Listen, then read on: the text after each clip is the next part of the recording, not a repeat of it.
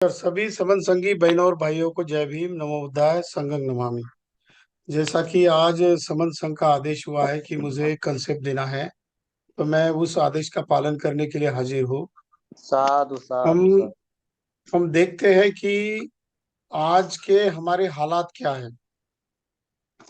हमने ये देखा कि राजकीय तौर पर, राजनीतिक तौर पर अगर हम हमें इवैल्यूएट करते हैं, तो हम पाते हैं कि अभी हम लोग राजनीतिक दृष्टि से वंचित घटक बने हुए हैं।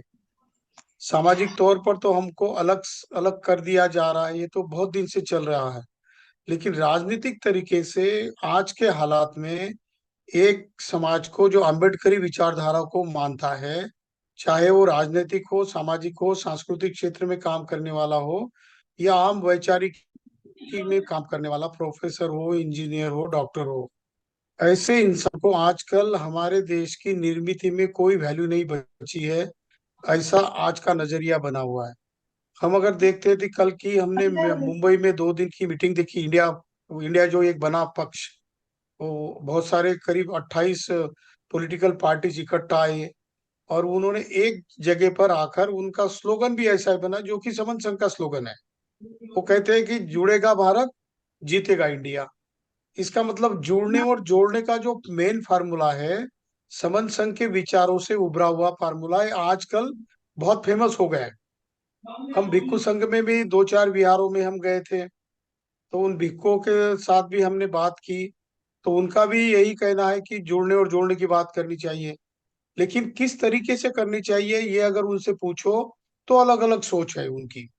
जैसे कि अभी हमने कहा कि राजनीतिक तौर पर हम लोग अलग थलग पड़े हुए हैं, क्योंकि या तो एक इंडिया ग्रुप को या एनडीए ग्रुप को, दोनों को भी हमारी कोई जरूरत नहीं ऐसा महसूस हो रहा है। उनको लगता है कि ये लोग जो है हमें वोट देंगे ही, एक तो इसको देंगे या उसको देंगे। और ऐसे में हमारी भी कोई पॉलिटिकल भूमिका नहीं बनी हुई है।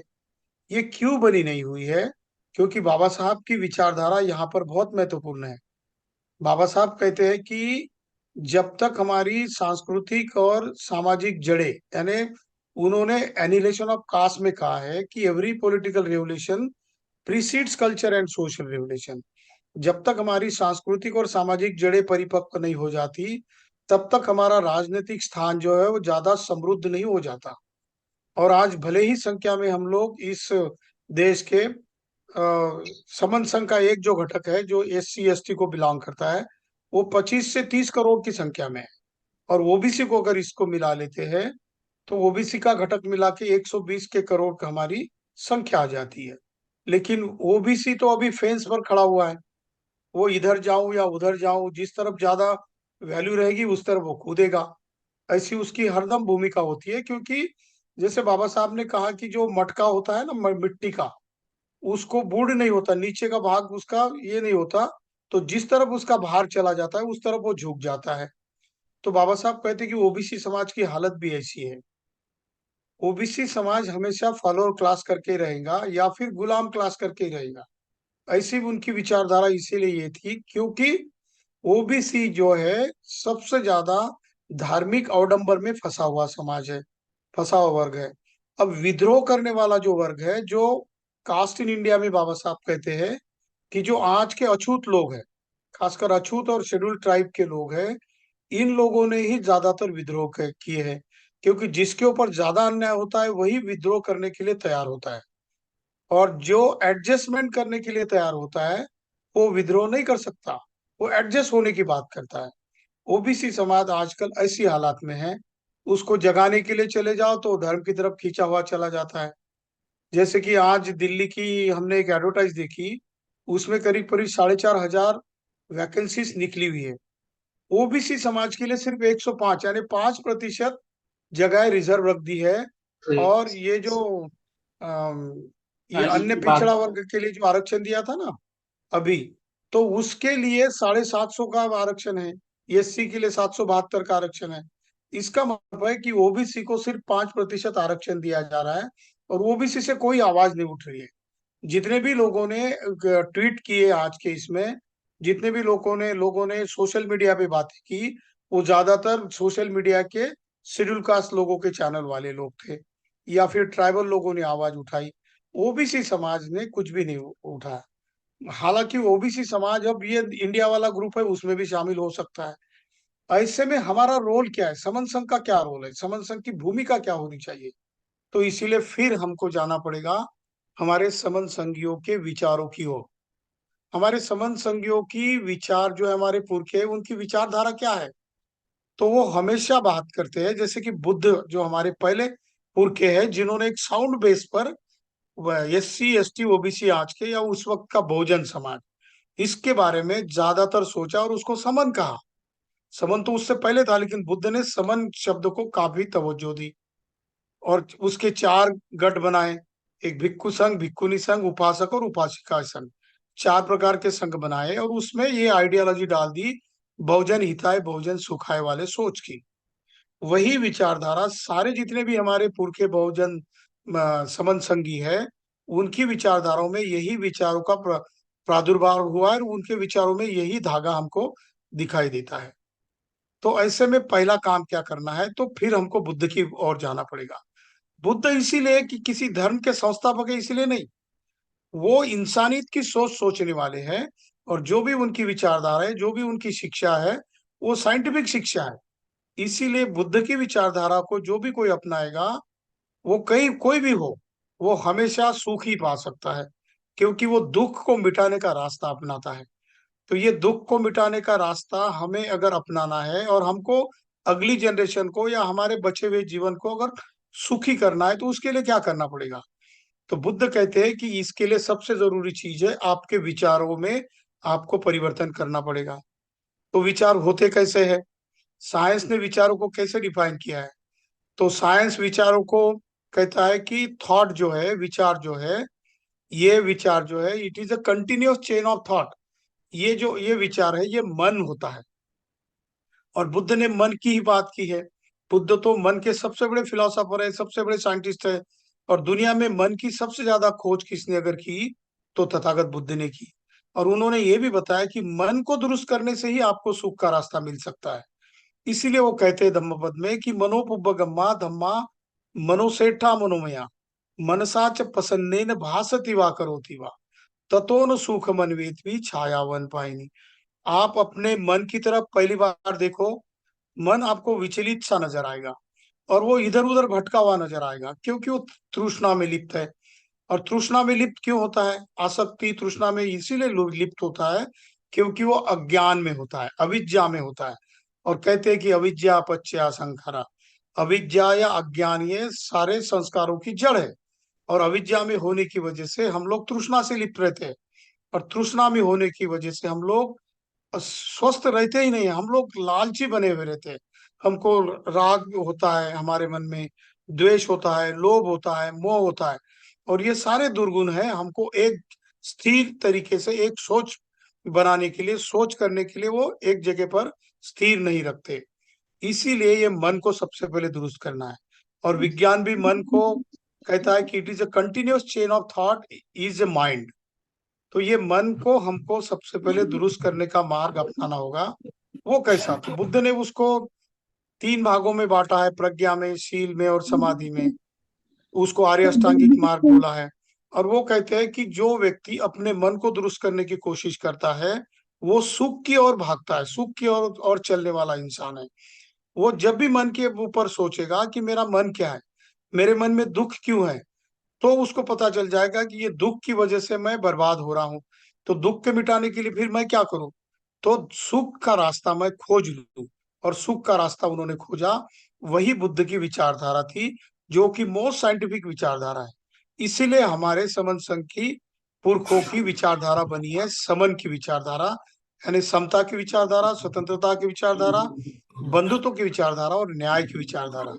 यही सोच तथागत बुद्ध ने वज्जी लोगों को भी बताई थी। और वज्जी लोगों ने इसके ऊपर आचरण करने की वजह से वो अटूट बने हुए थे।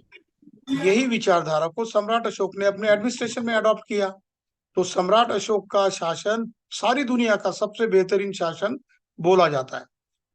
भले ही वो पॉलिटिकल शासन था उनका, लेकिन उस पॉलिटिकल शासन की जड़ें जो है, वो सांस्कृतिक क्रांति, सामाजिक क्रांति इसमें थी। और सांस्कृतिक और सामाजिक क्रांति तथागत बुद्ध की हुई, इसीलिए सम्राट अशोक का पॉलिटिकल या राजनीतिक क्रांति उनकी सक्सेस हो गई थी।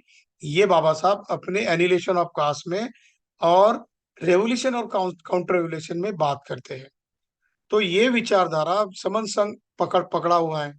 तो समन संघ को अभी क्या करना पड़ेगा कि 2024 का हमारा टारगेट है। 2024 को हम लोग जितने ज्यादा से ज्यादा लोगों को जोड़ेंगे, उतने लोग सांस्कृतिक दृष्टि से इकट्ठा हो जाएंगे, उतने लोग सामाजिक तौर पर क्रांति करने के लिए, सामाजिक तौर पर इकट्ठा होने के लिए राजी हो जाएंगे। और जितने ज्यादा से ज्यादा लोग सांस्कृतिक दृष्टि से और सामाजिक दृष्टि से इकट्ठा हो जाएंगे, उतना वो पॉलिटिकल प्रेशर क्रिएट करेंगे। जैसे कि 1998 में महाराष्ट्र में ऐसी एक बात हुई थी। जब 1995 में बीजेपी और सेना की सरकार यहाँ पर आई थी, और दलितों पर, अछूतों पर, खासकर एससी एसटीओ के ऊपर अन्याय बहुत ज्यादा बढ़ गए थे। ऐसे में 1998 का जो इलेक्शन हुआ था लोकसभा का, उस वक्त सारे रिपब्लिकन पार्टी ऑफ इंडिया के लोग इकट्ठा आए थे और 4 मेंबर ऑफ पार्लियामेंट चुनकर आए थे। इसका मतलब महाराष्ट्र में आज भी ऐसा पॉलिटिकल एनालिसिस अगर करते हैं, तो एक ही जगह पर हमारे अगर पॉलिटिकल लोग खड़े हो जाते हैं, एक ही उम्मीदवार अगर खड़ा हो जाता है, तो महाराष्ट्र में करीब करीब 46 मेंबर एमएलए चुन कर आते हैं। किसी एक का वोट की जरूरत नहीं, सिर्फ शेड्यूल कास्ट के जो बुद्धिस्ट लोग हैं उनके, जो बाबा साहब की विचारधारा को मानते हैं, ऐसे लोग। और उनकी उन्होंने अगर मेंबर ऑफ पार्लियामेंट के हिसाब से देखे तो 8 लोग चुन कर आते हैं महाराष्ट्र में। लेकिन ये पॉलिटिकल लोग अभी सुधरे हुए नहीं है। इंडिया के लोग 26-28 पार्टी के लोग अपने अलग अलग विचार होने के बावजूद भी इकट्ठा है। और वो तो एनडीए वाले है, अपने प्रेशर से या ईडी से या कोई पॉलिटिकल प्रेशर से वो इकट्ठा लाते हैं, और इसीलिए उनके ऊपर दबाव डाले हुए हैं। उनके भी करीब करीब 34 पॉलिटिकल पार्टियां इकट्ठा ही है।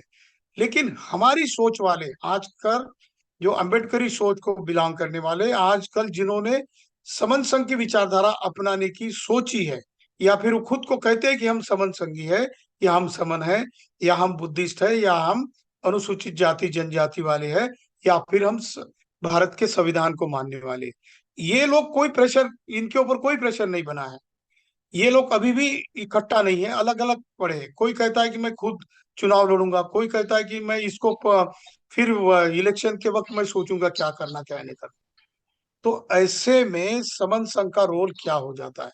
समन संघ तो पुरखों की विचारधारा बिलोंग करता है। वो विचारधारा केवल पॉलिटिकल विचारधारा नहीं है, वो सामाजिक क्रांति को भी परावर्तित करने की विचारधारा अपनाता है, आर्थिक क्रांति को भी अपनाने की विचारधारा को अपनाना चाहता है, और उसके प्रेशर से पॉलिटिकल चेंज भी करने की सोच रखता है। इसीलिए समन संघ कहता है कि भले ही समन संघ राजनीति में ना जाएगा, राजनीति में कभी नहीं जाएगा समन संघ, लेकिन समन संघ में आने वाले लोग अगर परिपक्व हो जाते हैं, समता में बिलीव करते हैं, बंधुता में बिलीव करेंगे और मैत्री से रहेंगे, तो वो लोग राजनीति में जा सकते हैं। और वो लोग ऐसे लोग हो सकते हैं कि जो समाज के प्रति, जिनके मन में दिन रात समाज को जोड़ने की, समाज के विकास की, आने वाले जनरेशन को सुखी रखने की सोच रखने वाले लोग समन संघ में आने की वजह से तैयार हो जाएंगे। सॉलिड विचारधारा होंगी उनकी, और वो लोग जा सकते हैं राजनीति में, और राजनीति में परिवर्तन ला सकते हैं। या फिर ऐसे पके हुए लोग जो समन संघ से पके रहेंगे, और जिनको लगता होगा कि नहीं, मैं राजनीति में काम करने को तैयार हूँ, तो ऐसे लोग पॉलिटिकल प्रेशर तैयार कर सकते हैं। ये भूमिका समन संघ की है। तो इससे पहले हमको क्या करना पड़ेगा? तो हमारे पुरखों की सोच है, उसके ऊपर चलने की बहुत जरूरी है।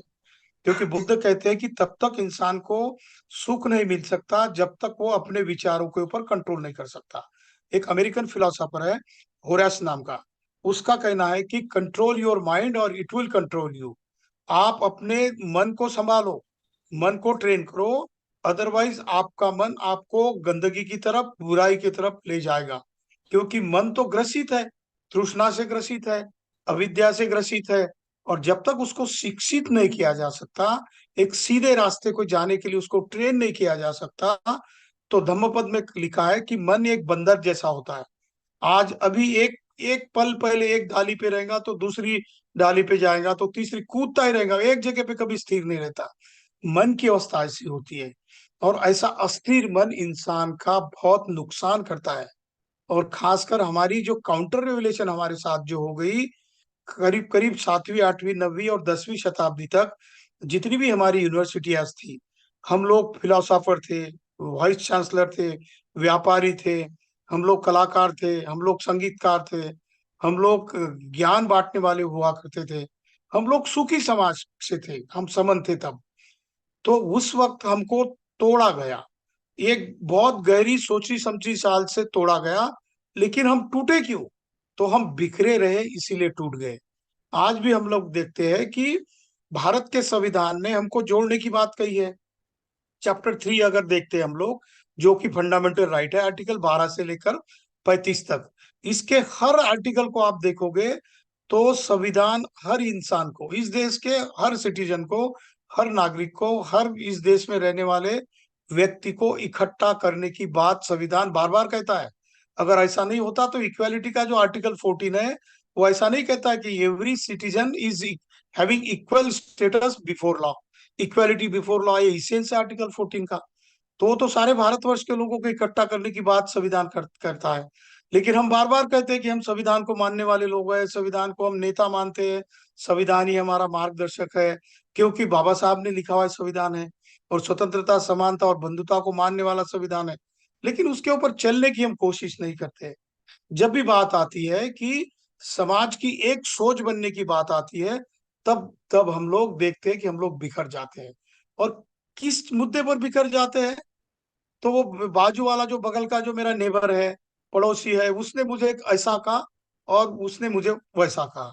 ये छोटी छोटी बातों के ऊपर हम लोग बार बार झगड़ते रहते, बार बार एक दूसरे के प्रति अलग रवैया रखते, अलग सोच रखते, इसीलिए हम इकट्ठा नहीं आते। तो समन संघ क्या काम करता है? तो समन संघ ऐसे बिखरे हुए समाज को एक धागे में पिरोने की कोशिश करता है। और उसका धागा कहाँ से लेता है? तो भारत के संविधान से लेता है वो। क्योंकि भारत का संविधान आर्टिकल 12 से लेकर तो आर्टिकल 19 तक जो है, स्वतंत्रता के अधिकार है, उसके बाद समता के अधिकार है, और मैत्री करुणा के अधिकार हमारे संविधान में है। आर्टिकल 25 से लेकर अगर 29 तक अगर देखेंगे हम लोग, तो हमको धर्म के तौर पर या धम्म के तौर पर बहुत बड़ी आजादी दी है संविधान ने। लेकिन उसके ऊपर भी हम इकट्ठा नहीं करते। परसों जब हमने दो विहारों में मीटिंग ली, तो हमारा किसी बहुत सीनियर मंक के साथ, भिक्खु के साथ एक संवाद हुआ। हमने उनको पूछा कि भंते जी, अपने समाज की या धम्म में जो काम करने वाले लोग हैं, जो भिक्खु लोग हैं, उनकी हालात कैसी है? तो कहने लगे, क्या बताए साहब, हम बहुत कोशिश करते हैं, लेकिन लोग जुड़ते नहीं है, भिक्खु लोग भी नहीं जुड़ते। तो हमने कहा कि क्यों जुड़ते नहीं बनते जी? तो हम तो बहुत बार कहते हैं, बार बार कहते हैं, हम प्रोग्राम लगाएंगे, आप हमारे विहार में आ जाओ, हमारे नेतृत्व में आप इकट्ठा हो जाओ, और हम इकट्ठा हो जाएंगे तो फिर सारा संघ इकट्ठा हो जाएगा। तो हमने भिक्खु से पूछा कि बनते जी, अगर मुझे माफ करना अगर कोई गलत लगा हो, तो ऐसा पूछा हमने उनको, क्या भिक्खु संघ सही में इकट्ठा आने की बात करता है? तो बोले क्यों? तो हमने पूछा कि हर भिक्खु संघ का एक 10-15 बिहारों का या फिर ऐसे एक शहर का ऐसा एक गुट होता है। वो बात तो इकट्ठा आने की करता है, सब संघ को, भिक्खु संघ को, भिक्खुनी संघ को, श्रामणेरी संघ को इकट्ठा लाने की बात तो करता है, लेकिन अपने नेतृत्व में ही लाने की बात करता है। इसका मतलब है, जिसके ऊपर 227 विनय है भिक्खु के, 311 विनय है भिक्खुनी के, और श्रामणेरियों को भी 10 शील, अष्टशील, दशशील का पालन करना होता है। जो लोग गंभीरता से समता में आने के लिए शपथ लेते हैं और अपना जीवन उसके लिए समर्पित करते हैं, वो लोग भी संघ के रूप में इकट्ठा आने की ठीक तरीके से सोच नहीं रखते, इसलिए वो इकट्ठा नहीं आते। तो हमने कहा, इसके लिए क्या करना चाहिए? तो कहते हैं कि आप ऐसा करो, हमें कुछ चंदा इकट्ठा करा दो, हम एक बड़ा प्रोग्राम लगाएंगे, एक संगीत ही लगाएंगे, बहुत सारे भिक्षुओं को ले आएंगे और चैंटिंग करेंगे। बुद्ध के धम्म का जो भी अनेक सूत्र है, अनेक गाथा है, उनकी चैंटिंग करेंगे। उस चैंटिंग के लिए लोग आएंगे तो इकट्ठा हो जाएंगे। हमने कहा, सिर्फ चैंटिंग करने से कैसे लोग इकट्ठा आएंगे? तो कहते हैं कि चैंटिंग करने से फिर लोग एक दूसरे के बीच में उनका लगाव होगा, एक दूसरे के साथ इकट्ठा आते जाएंगे। तो हमने कहा कि उनके बीच में जो पद है, पैसा है, प्रतिष्ठा है, मंचमाला है, या मुखिया रहने की जो आकांक्षा है, इच्छा है, तृष्णा है, उसका क्या होगा? तो कहते वो तो बनी रहेगी। हम तो भिक्खु है, आपको तो उपासक के तौर पे हमको भिक्खु को रिस्पेक्ट देना पड़ेगा। तो हम कहने लगे कि बंते जी क्या ये सही तरीका है? तो बाद में जब चर्चा हमारी आधे घंटे तक चली तो बंते जी ने माना कि हाँ आप सही का बात कह रहे हैं, कि हमको सबसे पहले इकट्ठा आना है, एक दूसरे को जोड़ना है। जब भिक्खु संघ एक दूसरे को जोड़ने की कोशिश करेगा, तो बुद्ध ने जैसे कहा कि हमारा आइडियल क्या है, आइडल क्या है, तो बुद्ध कहते हैं कि भिक्खु जो है जिसने 227 नियमों की शपथ ली है।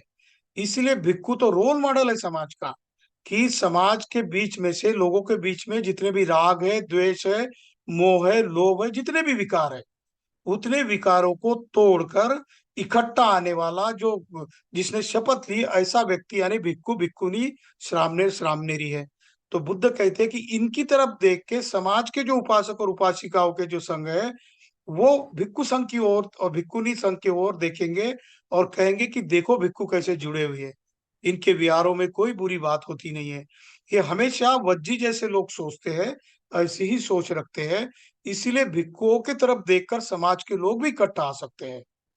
तो क्या ऐसी बात हो रही है? तो कहने लगे कि ऐसी तो बात नहीं होगी साहब।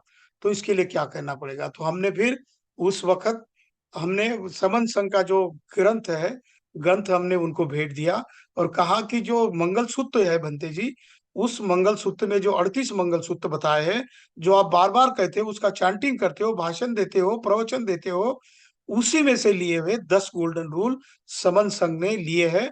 और पिछले करीब करीब 27 महीने से समन संघ इन 10 गोल्डन रूल के ऊपर चलने की कोशिश करता है। और हमने ये देखा है कि आज हमारे हर दिन करीब 200, 250, 300, 400 और कभी कभी 500 लोग भी जुड़ते हैं। वो बोलने लगे कि ऐसा कैसा संभव है कि आप बोल रहे कि 200, 250, 500 लोग जुड़ते हैं। तो हमने कहा बनते जी आप ऐसा करो, कम से कम एक हफ्ते तक तो भी आप जुड़कर देखने की कोशिश करो, आप पाओगे, आपने देख लेना कि कितने लोग उपस्थित है। तो आज जैसे 217, 218 लोग उपस्थित है यहाँ पर। हमने कहा कि बंते जी हमारी संख्या कभी भी 100 से कम नहीं आई। तो वो कहने लगे कि हमने भी ये कोरोना काल में भिक्षु संघ को इकट्ठा लाने के लिए ऑनलाइन बहुत सारी मीटिंगें लेने की कोशिश की, संगीतियां लगाने की कोशिश की, लेकिन हमने पाया पहले मीटिंग में हम लोग 100 इकट्ठा हुए थे भिक्षु, बाद में जाके नंबर 80 पर आ गया, फिर 60 लोग आ गए और फिर 20 लोग तक सिमट गए। तो हमने कहा कि ऐसा होता क्यों है? तो कहने लगे कि हम बार बार इकट्ठा इसीलिए नहीं आ पाए, जब भी हम मीटिंग करते थे तो एक दूसरे के साथ किसी एक मुद्दे पर हमारा एक मत नहीं होता था और हम टूट जाते थे। फिर हम वही सोचते थे कि वो जो भिक्खु है ना, वो भिक्खु मेरे मन की जो बात है उसको नहीं मानता, इसलिए मैं क्यों जुड़ूंगा। ऐसा करते करते हमारी संख्या 100 से 20 तक आ गई। तो हमने कहा बंते जी आप अगर आकर देखोगे तो हमारे यहाँ ऐसा नहीं होता। हमारे यहाँ ऐसा है कि 200, 200 के ऊपर 250, 300 तक लोग होते, कभी कभी शनिचर को तो 300, 400 तक चले जाते। और अगर हम नेटवर्क कमेटी के लोग अगर पहले एक दो दिन मीटिंग कर लेते हैं, तो उस वक्त तो खासकर लोग 500 के ज्यादा जाते हैं। और जैसे यूट्यूब है, फेसबुक है, जूम है, और ऐसे इसमें का टोटल अगर इकट्ठा करोगे तो करीब करीब 1000 लोग यहाँ वापस पर कैसे जुड़ते जाएंगे हैं। भैया? तो वो तो कहने लगे कि ये तो आप झूठ कह रहे हो, आप जुड़, भिक्खु 3-4 दिन दूसरे नाम से जुड़कर आए, उनकी मेरी फिर बात हो गई। वो कहने लग गए कि हाँ जो आप कह रहे हैं वो सही है। तो वो पूछने लगे कि इसका राज क्या है? हमने कुछ भी राज नहीं बनते जी, यही बात है कि हम लोग एक ही काम कर रहे हैं कि हमारे बीच की जितनी दूरियां हैं, हमारे जितने भी जिस बात पे हमारे एक मत नहीं होते, उसके ऊपर हम ज्यादा गंभीरता से सोचते हैं। और जब हम सोचते हैं तो हमने विनय बनाए, क्या विनय बनाया है, तो हम मीटिंग में जब बात करते हैं तो किसी को भी बात करने की है तो पहले वो हैंड रेस करता है। जब तक को हैंड रेस करने के बाद जो संचालन करने वाला व्यक्ति होता है वो बात करने के लिए नहीं बोलता, तब तक वो अपनी बात नहीं रखेगा, चाहे वो कितना बड़ा हो, कितना भी सीनियर हो, कितना भी ज्ञानी हो। ये हमारा कार्डिनल रूल है, गोल्डन रूल है। दूसरी बात, तो हमने कहा कि हम सभी जन्मजात संबंध संघी ऐसा कहते हैं। तो जन्मजात संबंध संघी है ऐसा बोलने से दूसरा सूत्र अपनाते, सूत्र भी अपनाते, वो है कि हम जाति का अभ्यास कभी नहीं करेंगे। तो ये कहने लगे कि ये तो हम बहुत की पिछले 30-40 साल से कोशिश कर रहे हैं, महाराष्ट्र में खासकर जितनी भी 17-18 जाति है महार समाज की, उनको इकट्ठा लाने की कोशिश करते हैं, लेकिन वो लोग भी अभी तक 100% जुड़े नहीं है। तो आपके बीच में कैसे होते हैं? तो हमने कहा कि ये सूत्र जो है बाबा साहब के एनिहिलेशन ऑफ कास्ट से हमने लिया है कि caste is the notion in the minds of man. जाति ये मन की भावना है, और जाति मन की भावना से मन से अगर निकालनी हो तो उसका उच्चारण करना छोड़ दो। पहले जाति के ऊपर एक बार मालूम पड़ गया कि एससी एसटी ओबीसी हम लोग समन संघी है, जनता समन संघी है, उसके बाद उसको जाने की जरूरत नहीं है। और बार बार उस बहन जी भाई कहने लगो। और ऐसे देखते देखते आप एक दूसरे के साथ जुड़ोगे तो आपके अपने विचार इकट्ठा आए हुए दिखाई देंगे। और इसका परिणाम ये होता है कि हमारे एक दूसरे के प्रति कुछ अलग विचार रहते ही नहीं, अगर रहे भी तो 1-2 महीने में वो खत्म हो जाते हैं। ऐसे में से कुछ बचे कुछ लोग होते भी है कि 1 साल 2 साल तक रहने के बावजूद भी वो जुड़ते नहीं है। क्यों? क्योंकि वो राग में, द्वेष में, मोह में, लोभ में, विचिकित्सा में ये गुण छोड़ते नहीं, इसलिए वो हमारे से आते, टकराते और निकल जाते। उनके चले जाने से हमारा कोई नुकसान नहीं होता। तो वो समझने लग गए कि ये तो ठीक है, हम पहले 100 जुड़े थे, 100 में से हम 20 बचे, हम लोग अभी भिक्खु संघ को इकट्ठा करने की कोशिश करेंगे। और उन्होंने भिक्खु संघ को इकट्ठा करने के लिए विहारों की मीटिंग भी लगाई है। मैं ये आपको यहाँ पर ये कहना चाहता हूँ कि जैसा मैंने कहा कि इंडिया नाम का जो गठ बना है अभी, तो उसने भी जुड़ेगा भारत और जीतेगा इंडिया, मतलब ये जो थ्योरी है समन संघ से ली है। बहुत सारे पॉलिटिकल लोगों में, सामाजिक संगठनों भी अभी देखो स्लोगन कैसे आ रहे हैं, जुड़ो और जोड़ो के सारे स्लोगन आ रहे हैं। अभी संघ एक भिक्खु संघ भी, हालांकि भिक्खु संघ ने हमें बताना चाहिए था ये बातें, नीति की बातें, लेकिन भिक्खु संघ भी समन संघ से अगर दुरुस्त करने की बात करता है, कुछ लेने की बात करता है, तो ये हमारी जीत है। और जैसा कि हम बार बार कहते हैं कि जैसे जितने जितने जुड़ेंगे उतने उतने जीतेंगे, जैसे जैसे जुड़ेंगे वैसे वैसे जीतेंगे। इसका मतलब है कि पिछले 27 महीनों में सबन संघ ने जो थेरी पुटअप की है उसके अभी परिणाम दिखाई देने लगे हैं समाज में। तो अभी हमको क्या करना है? अभी हम हमारी जिम्मेदारी ये है कि ये जो जाति की जो बीमारी हमारे बीच में लगी है, ये कास्ट का नोशन हमको सबसे पहले हटाना है। इसीलिए ज्यादा से ज्यादा लोगों को जोड़ना है। और उनको जोड़ने के बाद हम यहाँ पर जाति का अभ्यास कभी नहीं करते, हम यहाँ पर इकट्ठा आएंगे तो एक दूसरे के साथ मैत्री से व्यवहार करेंगे, बंधुत्व से व्यवहार करेंगे, समता से व्यवहार करेंगे। यही हमारा कार्डिनल रूल बन गया, गोल्डन रूल बन गया है। तो इसके ऊपर अगर हम बात करते जाएंगे तो दिन ब दिन ज्यादा से ज्यादा लोगों को हम जुड़ेंगे। लेकिन अब हमारे सामने कुछ टारगेट्स हमने रखे हैं। अब हमको जुड़ने का और जोड़ने का जो कारवा है, इसका स्पीड बढ़ाने की अभी जरूरत है, बहुत जरूरत है। हमने हमने 12 13 14 15 अगस्त को नागपुर में करीब 100 संगठनों को आमंत्रित किया था, उसमें से 22 32 संगठन आए थे। 22 23 24 संगठन हमसे मेल खाने वाले मिल गए। ये बहुत बड़ा काम हो गया। अब हमको इससे भी बड़ा काम करना है। हमने 11 फरवरी को इंटरनेशनल लेवल की एक संगीति लगाई है दिल्ली में। ये संगीति मैं यहाँ पर उपस्थित जितने भी 228 समन संगी भाई बहन हैं या जो भी नए लोग हैं, उनको मैं तहे दिल से रिक्वेस्ट करता हूँ कि आप इसको अपना प्रेस्टीज पॉइंट बना लो। किसी भी हालत में 5,000 लोगों का जो स्टेडियम है तालकटोरा स्टेडियम, वो भरना चाहिए। ये जिम्मेदारी मेरी, अगर ये जिम्मेदारी मैं नहीं उठाता हूं तो मैं समन संघी कहने के लायक हुई नहीं। ऐसी सोच को आज हमको रखना होगा। जब तक हम लोग टारगेट ओरिएंटेड काम नहीं करेंगे तब तक हम लोगों को जोड़ नहीं सकते। हमारे यहाँ बहुत सारे समन संघी करीब दो, आज तक तो 1700 1800 करीब 2400 समन संघी आ गए, हमारे स्पोक है लगभग 5 से 6 हजार लोग हमारे यहाँ जुड़कर आते हैं और चले जाते हैं। कुछ लोगों को तो ये समन संघ का कंसेप्ट बहुत अच्छा लगने भी लगता है, लेकिन वो गंभीरता से नहीं लेते। कभी जुड़ेंगे कभी नहीं जुड़ेंगे, कभी किसी ने फोन कर दिया नेटवर्क कमेटी के, मैनेजमेंट कमेटी का, या अलग अलग हमारी कमेटियां है, उस कमेटी के ऊपर तक आपको फोन करेंगे तो हाँ बोल देंगे, और फिर शाम को भूल जाएंगे, अगले दिन भूल जाएंगे। कि किसी मीटिंग का अगर वक्त रहा, मीटिंग को आपको वक्त पे उपस्थित होना है, तो हाँ बोल देते और फिर वक्त पे हमारे याद ही नहीं रहता। ये ठीक नहीं है हमारा। जब आप कहते हो कि हम समन संगी है, तो समन संगी होने की जिम्मेदारियां भी है। बाबा साहब ने कहा है कि I believe that my people will sacrifice everything for the sake of my mission. मेरे मिशन को सक्सेस करने के लिए मैं विश्वास रखता हूं कि मेरे सारे लोग दिल से काम करेंगे। लेकिन ये बाबा साहब की बात तो हम लोग अभी जानते नहीं है, जानते हैं लेकिन उसके ऊपर चलने की कोशिश नहीं करते हैं। इसीलिए मैं कहता हूं कि 11 फरवरी की जो सबसे बड़ी संगीति आज तक समन संघ के इतिहास में, 5,000 लोगों की संगीति लगने जा रही है। लेकिन 5,000 लोगों को इकट्ठा लाना कोई मुंह की बात नहीं है। इसके लिए बहुत पापड़ बेलने पड़ेंगे, हमको बहुत कोशिश करनी पड़ेगी। क्योंकि होता ऐसा है, जब भी आप सच किसी को बताते हो तो बुद्ध कहते हैं कि किसी को आप सच बताओगे तो पहले तो वो राजी नहीं होता है, क्योंकि सच का सामना करने की हिम्मत होती नहीं आम आदमी में। क्योंकि वो झूठ का सहारा लेके जिंदगी बिताना चाहता है, वो नैतिकता से जीवन जीना नहीं चाहता। और बुद्ध ये भी कहते हैं कि इंसान परिवर्तन नहीं चाहता मूलता, वो हमेशा जैसा है वैसे ही बना रहना चाहता है। ये इंसान का मूल स्वभाव है। लेकिन उसको अगर सुखी बनना है तो उसको परिवर्तन को स्वीकार करना पड़ेगा।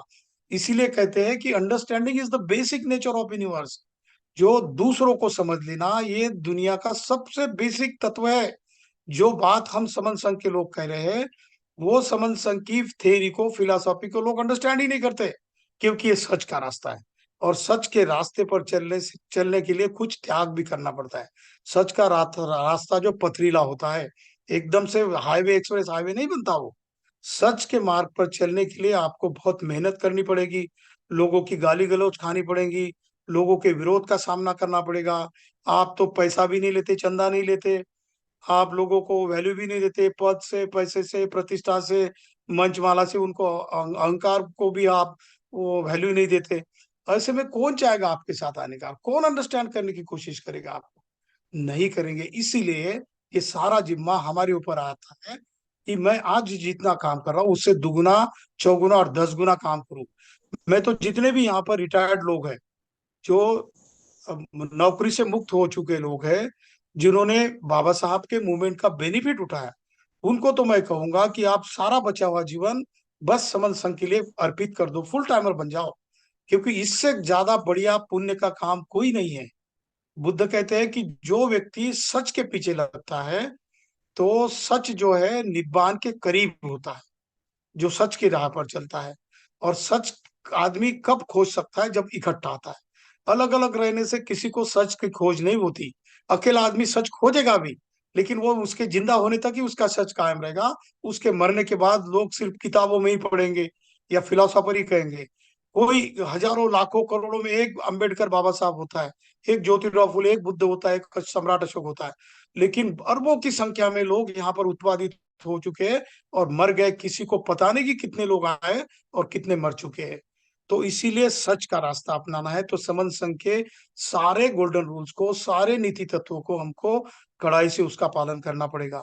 और जब तक हम लोग के 5,000 की संगीति हमारे सिर पर नहीं लेते, तब तक हम लोग ये आने वाले 2024 में जो हम परिवर्तन लाना चाहते हैं, जो पॉलिटिकल प्रेशर क्रिएट करना चाहते हैं, जो कल्चरल और सोशल रेवोल्यूशन प्ले करना चाहते हैं, वो काम तब नहीं होगा जब तक हम लोग 5-5 हजार वाली संगीत नहीं लगाएंगे।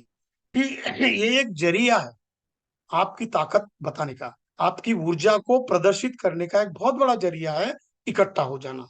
जैसे कि हम बार बार कहते हैं कि तथागत के धम्मों में भी बताया, और बाबा साहब ने भी कहा है। बाबा साहब कहते हैं कि जितने आप इकट्ठा आ जाते हो, उतनी प्रेशर, उतनी ऊर्जा आपके बीच में पैदा होती है, और उतनी ऊर्जा से ही सामने वाला आपको डरता है। जैसे हमने देखा 2 अप्रैल 2018 में 10-15 लाख लोग इकट्ठा है। कितनी ऊर्जा इकट्ठा हो गई, शासन सत्ते में आ गया और उसने एट्रोसिटी एक्ट मेंटेन किया। आज तो बात ऐसी हो रही है कि वन नेशन वन इलेक्शन की बात हो रही है। इससे बहुत बड़ा नुकसान होने वाला है हमारा भी, क्योंकि वो कुछ भी पैतरा अपना सकते हैं। ऐसे में सबसे ज्यादा नुकसान किसका होगा? तो समाज के लाइन में सबसे पीछे हुए लोग हैं, जो कि अछूत लोग हैं, SC ST OBC के लोग हैं, इनका ही ज्यादा नुकसान होने वाला है। तो ये बहुत सोचने समझने की बात है। बहुत सारी बातें हमारे आंखों के सामने घटित हो रही है। बहुत सारी बातें ऐसी है कि हमारे समन संघी पुरखों ने हमारे लिए मुफ्त में दी थी। जैसे कि भारत का संविधान, जैसे कि इक्वालिटी, फ्रैटर्निटी, सोशल जस्टिस, लेकिन हमारे अनपढ़ रहने की वजह से, हमारे इकट्ठा नहीं आने की वजह से हम लोग उसका बेनिफिट नहीं उठा पा रहे, फायदा नहीं ले पा रहे।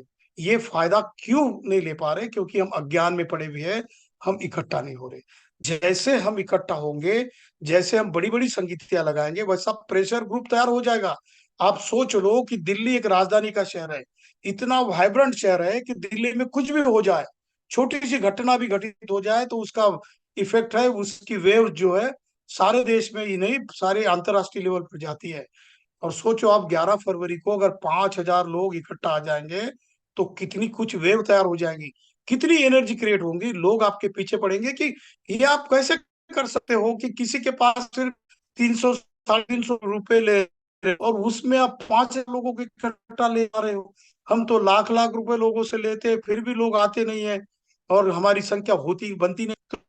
तो तरीका आपने कैसा अपनाया है? कौन सी ऊर्जा पे आप काम कर रहे हो? क्या कौन सा आप तरीका अपनाया है जिसकी वजह से आप संगठित बने हुए हो, हर दिन सोचते हो, हर दिन इकट्ठा होते रहते हो?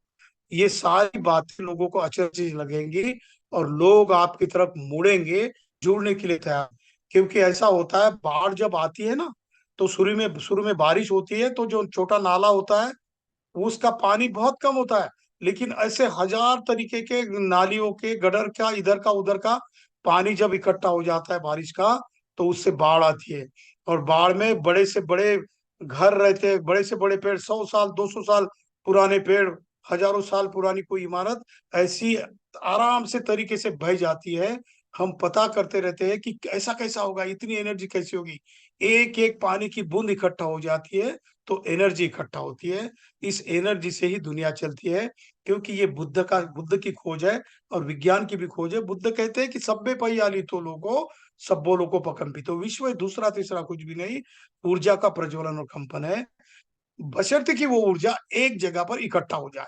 इंसान के मन में अगर ऊर्जा इकट्ठा हो जाती है तो एक इंसान की, जैसे कोई बुद्ध की सोच, सम्राट अशोक की, बाबा साहब की एक सोच करोड़ों लोगों की जिंदगी में क्रांति पैदा करती है।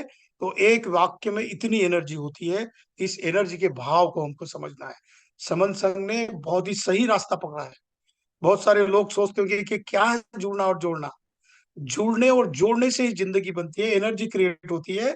और यही एनर्जी, तीसरा जो नियम है थर्मोडायनामिक्स का, एनर्जी का, energy neither created not destroyed, it can transform from one form to another.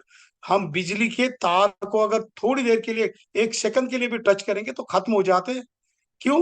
क्योंकि किसी हाइड्रो इलेक्ट्रिसिटी में पानी का बहाव से वो एनर्जी तैयार होती है, किसी कोयले को जलाने से वो ऊर्जा इकट्ठा हो जाती है और तार से बहती है। उसको आप छोटा सा करंट, हाथ उंगली भी लगा लेते हो तो आप मर सकते हो। ये क्यों होता है? क्योंकि उस पानी का जो फोर्स होता है, उस फोर्स की एनर्जी को इकट्ठा किया जाता है। उस कोयले की गर्मी को, एनर्जी को इकट्ठा करके बिजली से प्रसारित किया जाता है, वो एनर्जी है। इसी इससे भी ज्यादा बड़ी एनर्जी बुद्ध कहते हैं कि आपके विचारों में है। वो संग विचारों की एनर्जी पैदा, ये कर रहा है। एक जैसी सोच वाले 1,000 लोग, 10,000 लोग, सोचो 1 करोड़ लोग सोच वाले रहेंगे तो कितनी कुछ एनर्जी पैदा कर पाएंगे हम। आप सोचोगे कुछ, सोचोगे भी नहीं तो भी आपके कल्याण की बात होगी। जो भी सत्ता में रहेंगे आपको घबराएंगे। इतनी बड़ी बात समन संघ की इकट्ठा आने में, एक आने में, एनर्जी के क्रिएट होने में है। तो यही बात मुझे बतानी थी। अगर मुझसे कुछ गलत बात हो गई हो, किसी के दिल को हर्ट हो चुका हो, तो मैं माफी चाहता हूँ। संगे यो खलितो दोषो संगो खमतु तम ममंग, संगं नमामि। जय।